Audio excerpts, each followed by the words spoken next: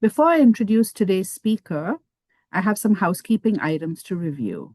This CME activity is jointly provided by the Queen's Medical Center and the University of Hawaii Jabson Department of Geriatric Medicine.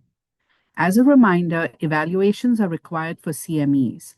You can find the evaluation by following the link in the chat at the end of the talk, or in our email advertisement, or on our website. Your comments are very important to the planning committee and will be used to plan future programs. All speakers are asked about potential conflicts of interest, and today's speaker has no conflicts of interest with commercial enterprises. It's my great pleasure to introduce our speaker today, Dr. Kanoho Hosoda. She's an assistant professor in the Department of Native Hawaiian Health at the University of Hawaii John A. Burns School of Medicine. She serves as the director of the Native Hawaiian Center of Excellence. She's also the principal investigator of an American Medical Association Change MedEd Precision Education Award, focused on developing culturally responsive, AI-enabled approaches to strengthen Hawaii's rural physician workforce. This work integrates artificial intelligence with values of Hawaii, precision education, and culturally grounded mentoring to support equitable medical training and workforce sustainability. Her research more broadly examines indigenous biomedical pathway persistence, multicultural identity integration, and the role of community-centered values in advancing the health workforce. I'm also particularly grateful because Kanoho has been very gracious about changes in schedule because of other speakers' availabilities, because of weather. She's just rolled with the punches whenever we've asked. So again, please join me in welcoming Kanoho. Thank you so much, Kanoho. Take it away. Thank you so much, Dr. Masaki. Aloha kako. Thank you so much all for being here today. Today, I have the wonderful pleasure of talking to you about artificial intelligence in medical education. And this is, to preface this is not a technical talk. It's really about a clinical and ethical conversation about how AI is already shaping the way we think, teach, and care for patients, and how we respond to that responsibly. So, of course, I have no financial relationships to disclose today. So let me start with the gap. Artificial intelligence tools are entering medical education and clinical training very quickly, but most clinicians and trainees are encountering them informally without structured guidance. So what happens? We get uncritical use, over-reliance, confusion about accuracy, and very little attention to bias, ethics, or accountability. This is particularly concerning in geriatrics, where care is complex, contextual, and relational. So today is really about closing that gap. Learning objectives. By the end of this lesson or session, I hope you'll be able to describe what AI is and how it's being used. Recognize ethical and equity concerns, especially in older adults, and apply practical strategies to guide learners and use AI responsibly. Our first objective, describe core concepts, current applications, and limitations of artificial intelligence in medical education and clinical training. So, what is artificial intelligence? Artificial intelligence is technology that allows machines to simulate human learning, reasoning, and decision-making. But here's the important point. Artificial intelligence is not new. We've had things like clinical decision rules, risk calculators, even IBM Watson. What is new is the scale, opacity, and how close it is to clinical decision-making. Most clinicians here today on this call are already using artificial intelligence, often without knowing it. So let's break down what modern artificial intelligence systems can do. They can turn data into decisions, and that's called the machine learning level. detect complex patterns with neural networks and deep learning, generate content. That is our generative AI. A lot of the GPTs or ChatGPT is one of those first generative AIs that came on at a large scale. And then execute multi-step tasks, or this is done through AI agents. This last category is of AI agents is where things are really going. So we're moving from tools that suggest to tools that act. And that's a big shift for medicine. Let's ground all of this work in real use cases. So in imaging and diagnostics, artificial intelligence can read images, X-ray scans, CTs, MRIs, and detect patterns at scale, a scale that no human could ever do.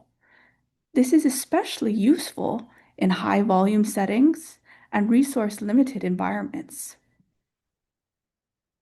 Predictive analytics.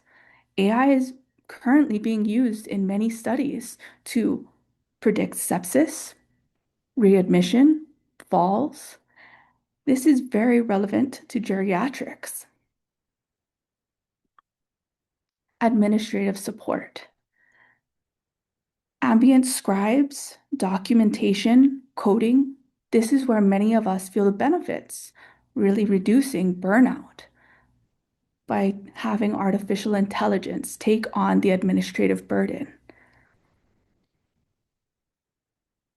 But we need to hold the limitations just as clearly. So what are the limitations? With this new iteration of artificial intelligence systems, there's a lack of context.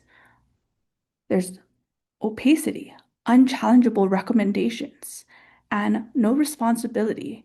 There is inability to assume this responsibility and diffuse accountability. So AI can recommend, but it cannot be held accountable.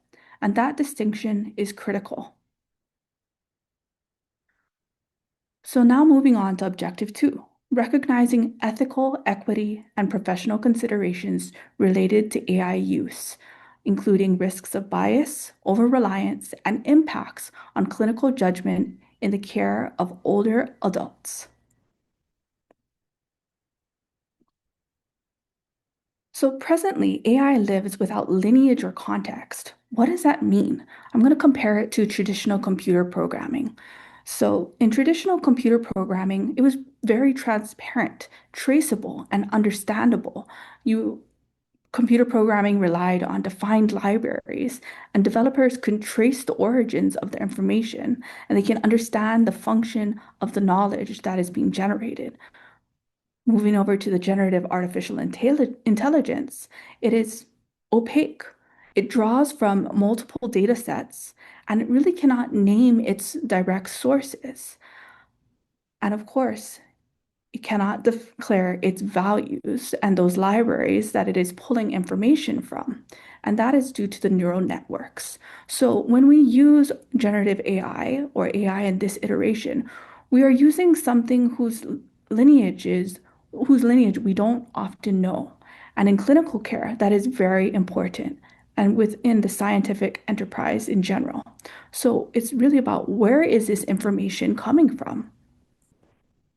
Why this matters. In geriatric medicine, of course, older adults are particularly vulnerable to bias and ageism and inequitable outcomes in artificial intelligence supported care, automation biases, and over-reliance in diagnostic reasoning, and then, of course, implications for clinical judgment and trainee development, and really that over-reliance on objective outputs. So many risks in geriatrics are not well captured in structured data, the data which artificial intelligence is pulling from. So AI may systematically miss what matters most. So let's think about ethical principles for human-centered artificial intelligence. And these are bedside questions to be having in the back of your mind or even the front of your mind. And this is not theoretical ethics. So I want to give you these 4 practical questions. that came from MIT Critical Data AI as a catalyst for medical education, in which I was an invited participant to really discuss reimagining medical education and workforce development with members from across the globe, really. So, epistemology test. What does this AI consider as knowledge? Justice test. Who benefits? Accountability test. Who owns the decision? Dignity or violation test. What is the worst harm if this is wrong? These are not abstract ethics. These are questions that we need to address. Objective 3. We're really going to take those 4 tests or questions and think through them. Practical strategies to guide us as learners here in a responsible and reflective use of AI tools while preserving patient-centered care and professional accountability. So let's look at a first scenario here and apply the justice test. The justice test is about who benefits.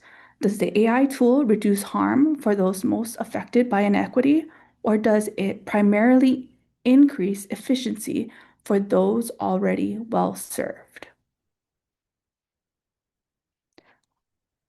Let's look at the clinical context.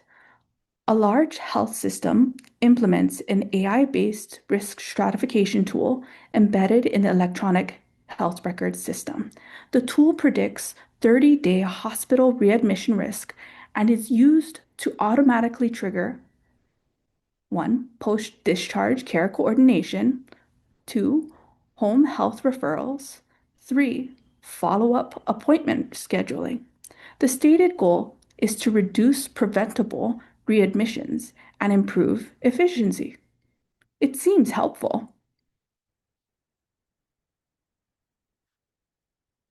Let's contextualize this with a patient.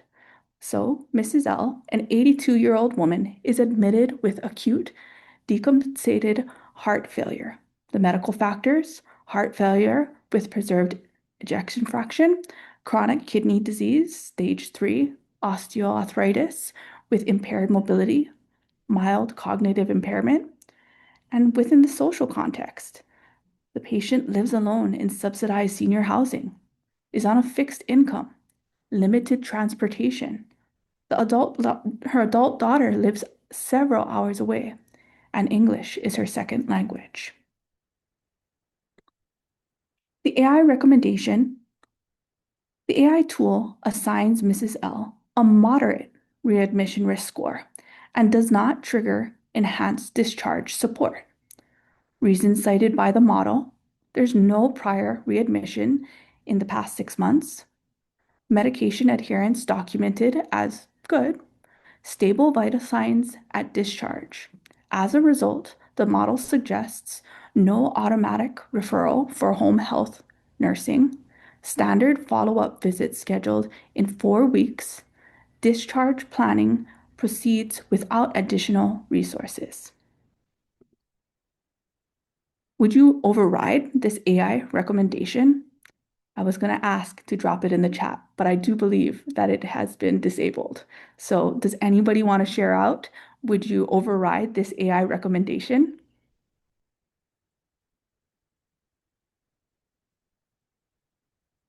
All right. So a lot of these AI systems are already being put into place. And at that moment, it is whether or not you would override the AI recommendation. And so this is happening in real time already. So being able to understand the information, you would have to go back and look at the case closer. So here is what AI did not see. AI did not see functional decline not captured in structured data fields. So if it's not in the EHR system or the system that the AI model is pulling information from, it doesn't really exist to the AI model.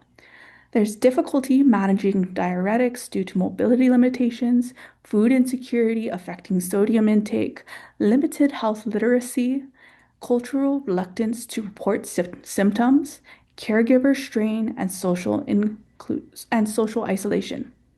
These are all things we know are critical as healthcare providers.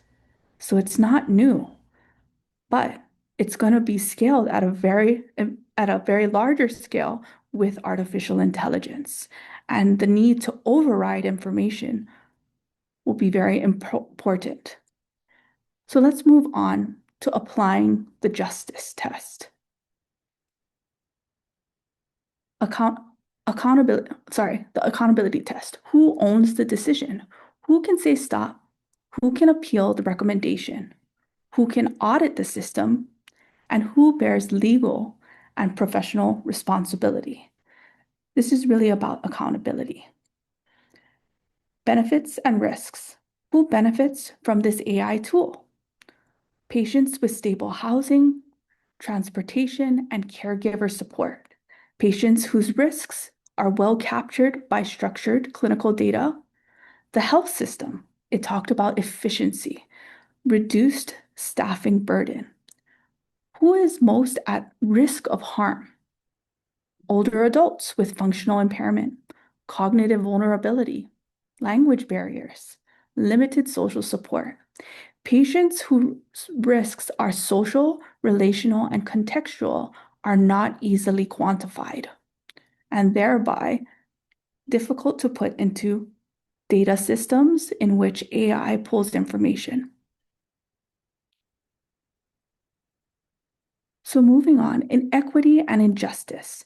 Does the tool reduce inequity or reinforce it? The tool improves efficiency for patients already well served. It under-identifies risk in socially vulnerable older adults. Resource allocation follows data visibility, not lived need.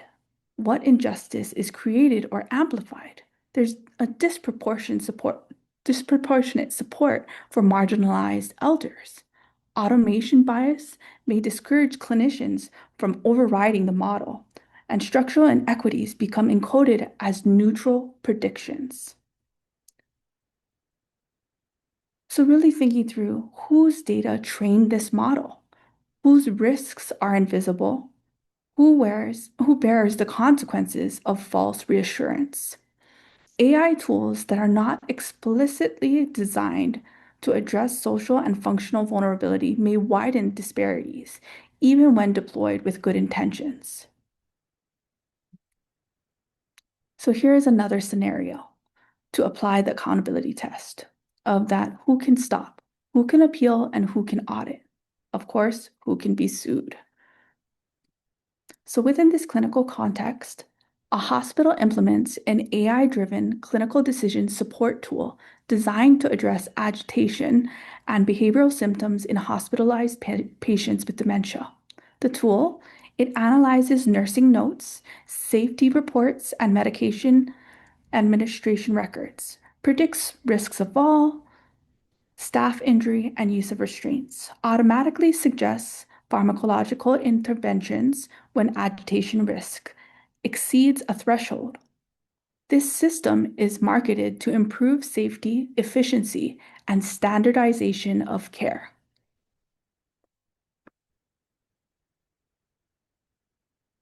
In this situation, the patient, Mrs. J, an 85-year-old woman, admitted with a urinary tract infection. The medical history: moderate Alzheimer's disease, hypertension, osteoarthritis, history of falls, no prior psychiatric diagnosis.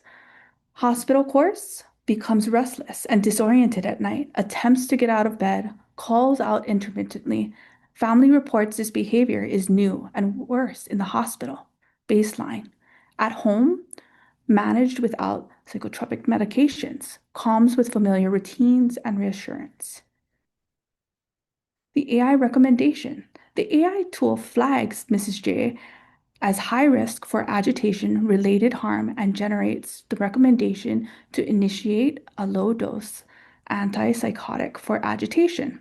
Suggested order: antipsychotic as needed, pre-populated.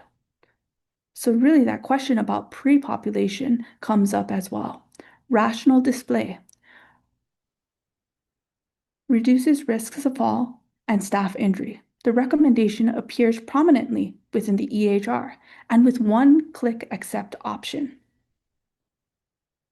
What are our thoughts on this AI recommendation? Really thinking about that one-click accept. Do we read everything that goes through us or about accepting terms and use of conditions, or do we just click the box and say yes? That is one example of this. So really thinking about that, who can say stop, who can appeal, who can audit, and who can be sued. And being able to critically think about this at every step is where medical education needs to prepare the next generation of physician trainees. Who can say stop? The bedside clinician technically can decline, but must override the defaults. Night shift staff feel pressure to accept this due to safety concerns. Trainees perceive the recommendation as institutionally endorsed. And that is something that we're going to see more and more frequently with trainees perceiving these recommendations as being endorsed by the systems. Family is not consulted before the order is placed as well. So the key question is refusal truly supported or merely allowed? And thinking about how these systems are constructed and or when we need to question the system or how it is built. So who can appeal this decision? There is no formal process currently to challenge AI, artificial intelligence's logic within many of the systems. There are some medical systems that are beginning to develop these tools to challenge AI's logic. But as mentioned earlier on in this presentation, AI's logic is very opaque due to the generative AI models that are being used to develop the outputs. So the tool does not account for delirium in this situation from infection, environmental triggers, non-pharmacological alternatives. Patient and caregiver preferences are absent from this decision pathway. So can anyone meaningfully contest this recommendation? Not really. So who can audit the system? Clinicians cannot access the information of how agitation was defined or weighted, whether delirium versus dementia was distinguished, performance data in older adults.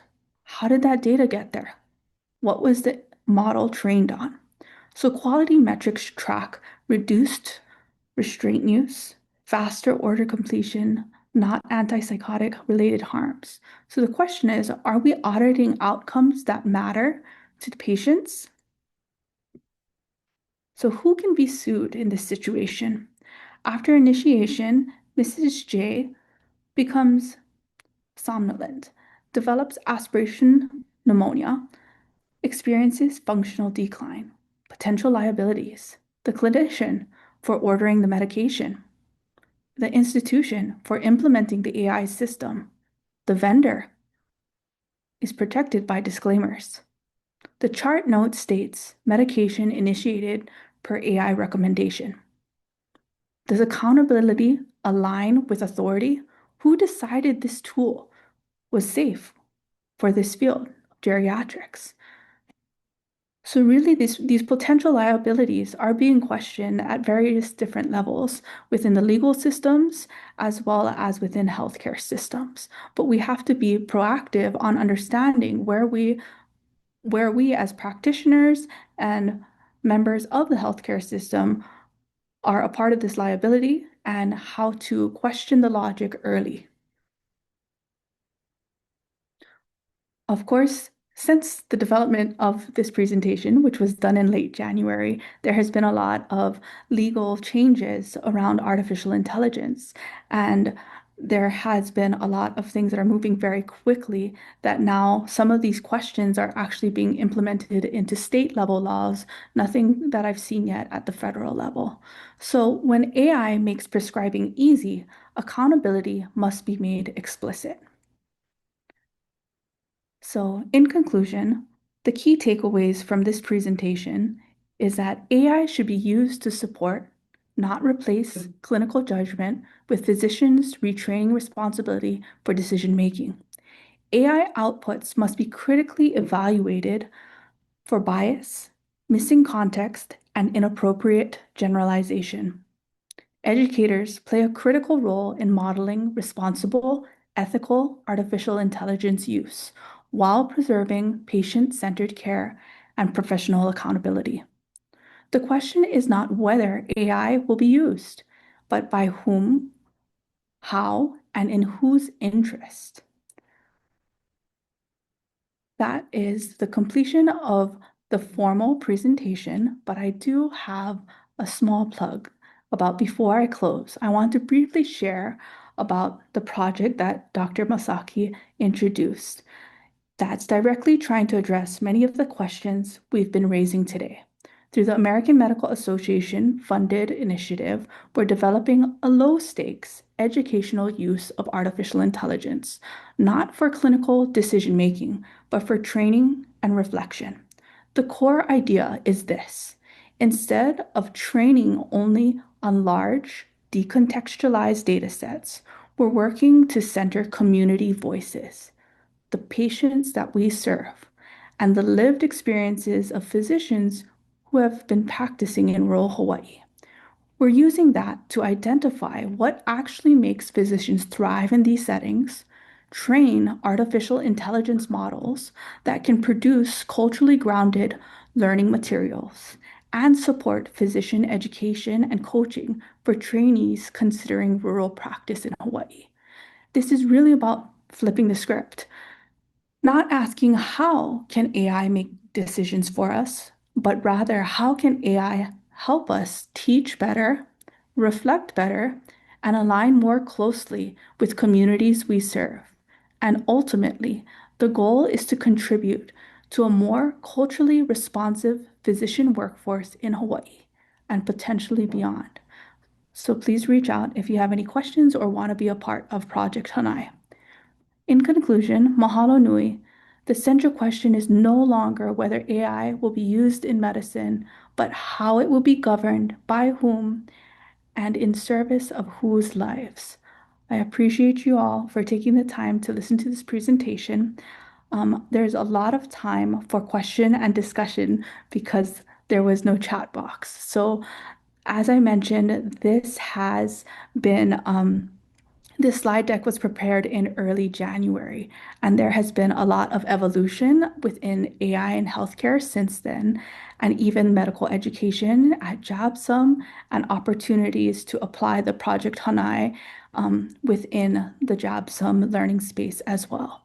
And so I do kindly ask that I know that you have an evaluation for CME, but as an assistant professor, getting feedback on seminars as well. So if you can complete that survey in addition to the CME survey, that would be wonderful.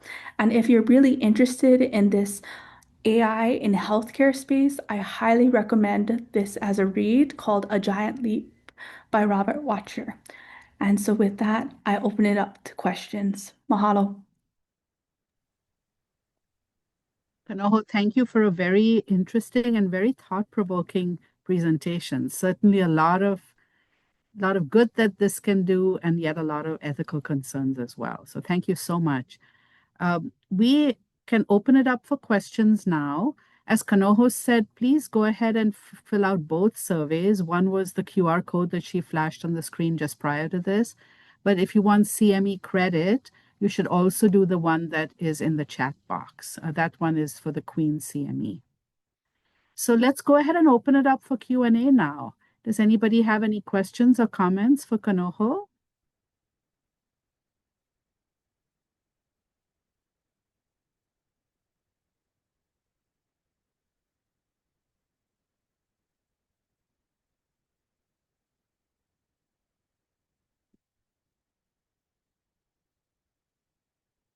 Aloha, come on, this is Kelvin. Hi, Kiave. I'll ask the question. I was just at Stanford a couple of months ago, and I was sitting on a lecture about the use of AI in medical training, and it was really fascinating. So, Kano, question, because much of what you discuss is around the use of structured data. there's a lot of unstructured data too, right, in the EHR through, as one of them you point out with the nursing notes. Uh, how much does tapping into both the structured and unstructured data actually improve I guess the reliability and validity of the information the AI might provide providers? Or any thoughts around that?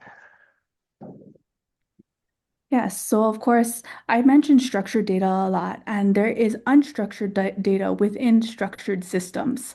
So, of course, clinical notes, those are very unstructured information, oftentimes with ambient listening and or even just human scribes as well, typing in the information.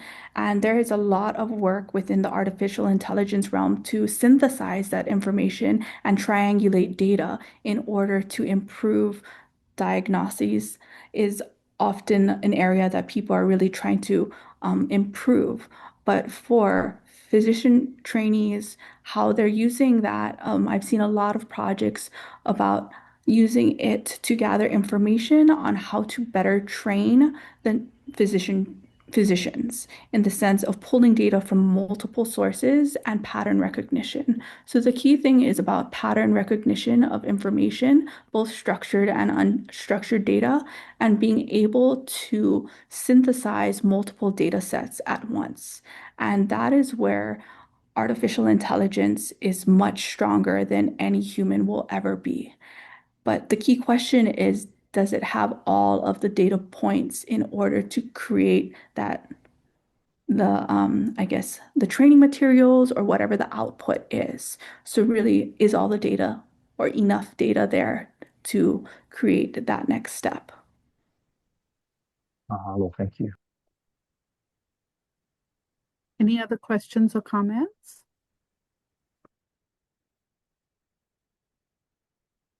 I know that Kanoho, I went to a GME retreat recently, and actually one of the keynote speakers was talking about AI in graduate medical education. And some of the concerns that have been brought up by faculty is that young trainees are using AI for their assessment and plan for their patient note, for example. And by doing that, are kind of taking a shortcut and not developing those skills themselves. Do you have any thoughts on that? Yes, so I am an educator through and through. I have taught kindergarten through university, and the automated systems have really led to a lack of critical thought, lack of critical thinking. And of course, always the question is, what happens when the technology fails? Will we have enough knowledge in order to conduct ourselves accordingly within the clinical field? I sure hope so.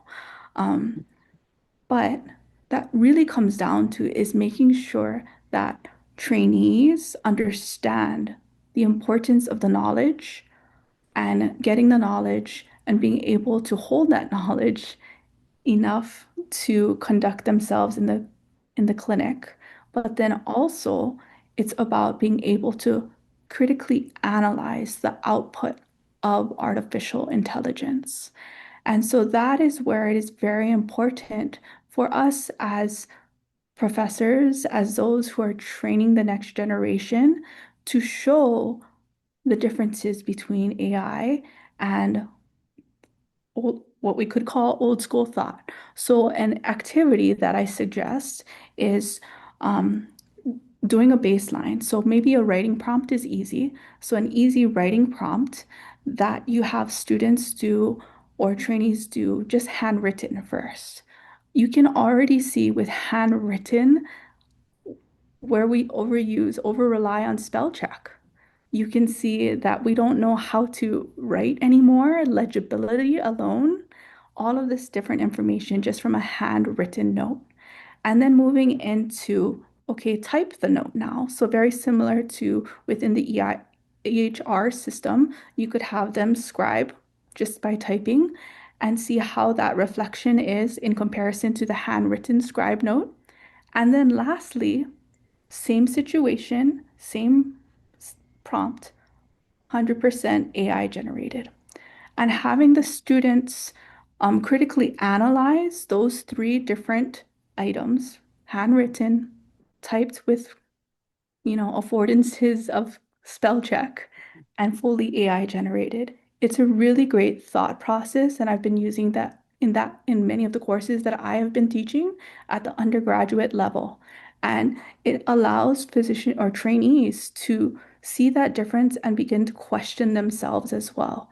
So as faculty members, we really need to get students to understand how to think and how to be analytical at those different levels as well. Good points. Any other thoughts or comments or questions? Oh, I see one in the chat from Alice. Alice, do you want to unmute yourself? Alice Liu is with Kuakini Medical Center. So in an institution who uses artificial intelligence, who trends the quality metrics for artificial intelligence use? I'm not quite sure about that question. Sorry, Alice, do you mind either clarifying a little bit or if maybe Dr. Masaki, if you understand that? Yeah, I can understand that if people are using AI for quality metrics, is there some kind of gold standard? Alice, is that what you meant to ask? I don't know if Alice is able to unmute herself. Yeah, maybe she's not. But I can understand an organization being concerned about that. If they're using that for their quality metrics, how do they know that the data that they're getting is accurate? Right. So a lot of times artificial intelligence is just amplifying the systems and the inequities, the cut scores that have already been an issue for many years. And so I strongly believe that a lot of these systems are only going to make the gap larger, the disparity larger, because of the original training sets were not collected in the most clear fashion and who the data sets were developed by and with. So just being mindful of that, that it's really going to amplify that. And a lot of times it might just be a checkbox that people are trying to implement for efficiency, but don't always think about the big picture. Good point. Any other thoughts? Matt, go ahead and unmute yourself. Oh, yes, I'm sorry. This may be out of the scope of the presentation because I know this is primarily for medical education, but one of the big questions that I've always had is, are the people who make the financial decisions, are they being educated on any of these issues? Because I feel even if, we can see the difference, even if we can tell the difference, there's someone with an actuary going like, oh, well, this is good enough. And, if we save all this money, then, we can just, spend the rest, fending off the lawsuits and, yeah, we'll have net savings and, that'll be good for the shareholders. Um, so yeah, do you happen to know like what kind of talks are being done at, like the high level and the people who are actually controlling the purse strings for these things? I highly recommend the book that I mentioned, A Giant Leap, because they go through artificial intelligence or since the boom of generative artificial intelligence in 2022, and all the key players that include Epic, right, the EHR systems, as well as the big money, right, the healthcare insurance systems as well, and where they fall in this big system and why artificial intelligence in healthcare systems has been, or in healthcare fields, have been lacking behind in other areas as well, such as other industries like the aviation industry or many different types of industries. Healthcare is far behind, and that's largely because of those players that you're talking about. Within the legal ramifications, there is a lot of legislation at the federal level that is looking to mandate or create these different rules and policies and structures to prevent these insurance companies or larger institutions from just making it about profitability. But as you know, politics is very different. And of course, we can talk about the technical systems, but it's also the social systems that come into play. So Hawaii does not have any um, legislation around AI within healthcare systems yet, to my knowledge. But there are states that are implementing different pieces of legislation. So I do believe Hawaii will follow suit as it progresses.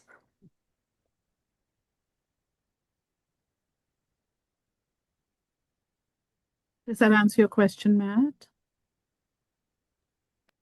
Yes, thank you. That's helpful. I guess to well, expand upon a point that you made in regards to Hawaii making laws. I have heard that I guess there are conflicts between states and like the feds in which say, there are states that say, oh, like, we should create our own legislation regarding, AI safeguards versus the federal government is like, oh no, like, like, a large corporation shouldn't be beholden to a bunch of individual states and we need national legislation. And when I hear that, I'm like, oh goodness, I'm like, good luck with, getting any kind of sane, functional national legislation, like in 2026.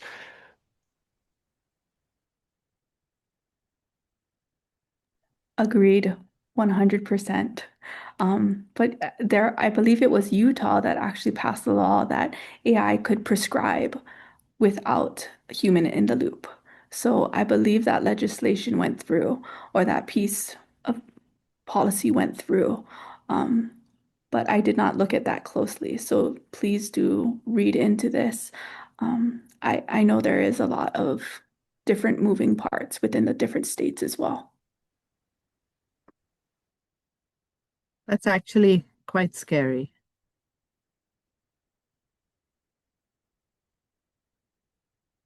Any other thoughts? Any questions, anyone?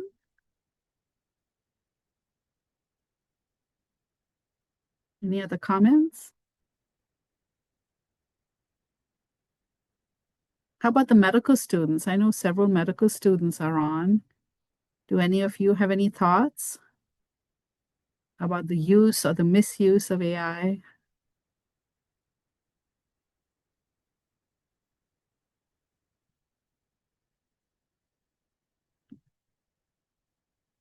Okay.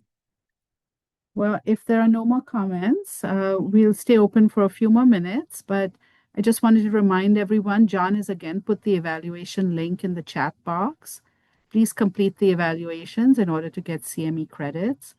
I again want to thank Kanoho Hosoda for a very wonderful, thought-provoking presentation. We're all going to be discussing this at our faculty meeting tomorrow, I know already, because there's so many things to think about with the quandaries that this brings up.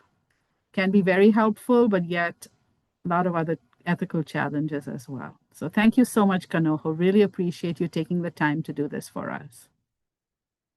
Thank you so much. Everyone, I wanted to make one other quick announcement.